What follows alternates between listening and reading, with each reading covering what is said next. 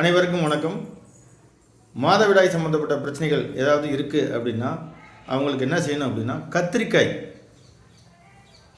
நல்லா வறுத்து அவங்க வாரத்துக்கு 2 நாள் 3 நாள் சாப்பிட்டாங்க அப்படின்னா அந்த மாதவிடாய் சம்மந்தப்பட்ட பிரச்சனை சரியாகும்.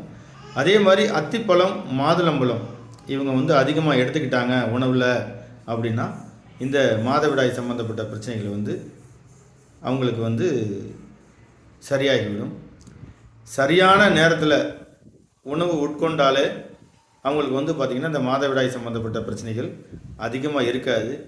ஹார்மோன்ஸ்னால தான் பார்த்திங்கன்னா இவங்களுக்கு இந்த பிரச்சனை இருக்குது. சரியான நேரத்தில் தூங்குறதில்ல, சரியான உணவு சாப்பிட்றதில்ல, இந்த மாதிரி பிரச்சனைகளால் தான் அதிகமாக ஏற்படும். நான் சொன்னதை அவங்க கரெக்டாக ஃபாலோ பண்ணாங்க அப்படின்னா அவங்களுக்கு மாதவிடாய் பிரச்சனை இருக்காது. குறிப்பாக அவங்க சுகர் பண்டங்களை தவிர்த்தரணும்.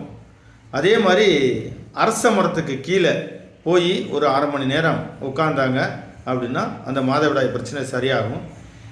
திருச்செந்தூர் முருகன் கோவில் போயிட்டு அங்கே பனை வெல்லம், நொங்கு, அதாவது வெல்லம், பனை வெல்லம் இதில் பண்ண பலகாரத்தை வாங்கி அடிக்கடி சாப்பிட்டாங்க அப்படின்னா இந்த மாதவிடாய் பிரச்சனைகள் அதிகமாக இருக்காது. காசு இல்லை, எனக்கு அதிகமாக எங்கேயும் பயணம் செய்ய முடியாது அப்படின்னாங்கன்னா கண்டிப்பாக அரச மரத்துக்கு கீழே வாரத்துக்கு 1 முறை இல்லைனா மாதத்துக்கு 2 நாளாவது அந்த அரச மரத்துக்கு கீழே அவங்க போய் உட்காந்து கொஞ்சம் நேரம் ரெஸ்ட் எடுத்துகிட்டு அந்த மூச்சு காற்றை வாங்கிட்டு வந்தாங்கன்னா மாதவிடாய் பிரச்சனை அவங்களுக்கு இருக்காது.